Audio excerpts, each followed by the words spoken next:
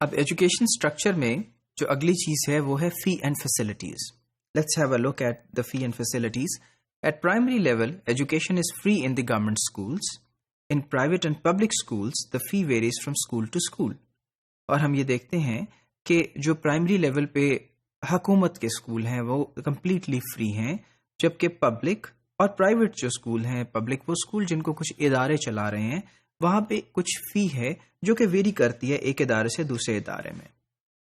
It's need to be clarified that here that public schools are run by the autonomous bodies and receive grant in aid from the government. اور جو public schools ہیں یہ autonomous bodies چلا رہی ہیں جن کو grant ملتی ہے حکومت کی طرف سے. Normally the medium of instruction in these schools is English. اور ان اسکولوں میں جو میڈیم آف انسٹرکشنز ہے وہ انگریزی ہے. There is no provision of free or subsidized meals in either kind of schools. اور جس طرح کہ دنیا کے باقی ممالک میں ہوتا ہے کہ فری یا سبسیڈائزڈ میلز بچوں کو کھانا دیا جاتا ہے 10-11 بجے کے قریب، ویسی کوئی فیسلٹی ہمارے ہاں نہیں ہوتی. However, in public schools, health services are provided in the form of an annual checkup. اور سالانہ ایک چیک اپ ہوتا ہے جسے ہیلتھ سروسز کا نام دیا جاتا ہے، جو کہ ایک بہت چھوٹی سی جو ہے وہ فیسلٹی ہے ان بچوں کے لیے. In the state-run schools, a nominal fee is charged. اب جو اسٹیٹ رن اسکولس ہیں اس میں ایک معمولی سی فیس جو ہے وہ لی جاتی ہے، لیکن پرائیویٹ اسکولوں میں جو فیس ہے وہ بہت زیادہ ہے، تقریباً 300-400 گنا زیادہ ہوگی سرکاری اسکولوں سے، یا شاید اس سے بھی زیادہ. Similarly, intermediate degree and the university education level, a nominal fee is charged in the government institutes. اور پھر اسی طرح جب ہم ہائر ایجوکیشن کی بات کرتے ہیں تو کالج لیول پہ بھی، انٹر میں، بی اے میں اور ایم اے لیول کے اوپر بھی ایک نامنل سی فی ہے جو حکومتی ادارے چارج کرتے ہیں. کچھ سال پہلے تک there were no private or public educational institutes providing education beyond the intermediate or higher secondary levels.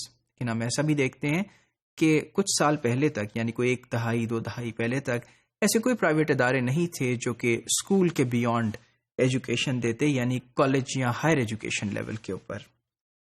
لیکن پچھلی 2 دہائیوں میں ہم یہ دیکھتے ہیں کہ بہت سی ایجوکیشنل انسٹیٹیوشنز، یونیورسٹیز اور بتحاشا کالجز جو ہیں وہ ایک دم معرض وجود میں آ چکے ہیں، جو کہ ایجوکیشن دے رہے ہیں ایلیٹ گروپ آف پیپل کو at much higher cost which is most of the times unaffordable for common man. اور بے پناہ اور بے تحاشا فیسیں جو ہیں وہ چارج کی جاتی ہیں پرائیویٹ انسٹیٹیوشنز کے اندر، جو کہ نارمل جو لوگ ہیں اسے افورڈ نہیں کر پاتے. In short, the education in government schools is much cheaper compared to the private or public schools. اور پھر ایسا ہے کہ ہم اس نتیجے پہ پہنچتے ہیں کہ سرکاری اسکولوں کے اندر جو ایجوکیشن ہے وہ بہت سستی ہے as compared to private and public institutions. اور ایسا ایزیوم کیا جاتا ہے کہ ٹیچنگ اینڈ لرننگ جو فیسلٹیز ہیں وہ پرائیویٹ اور ڈویژنل پبلک اسکولس میں وہ بہتر ہیں as compare to the government schools. لیکن considering the heavy amount of the fee that they charge, the quality and standard of education and the facility they provide is not satisfactory.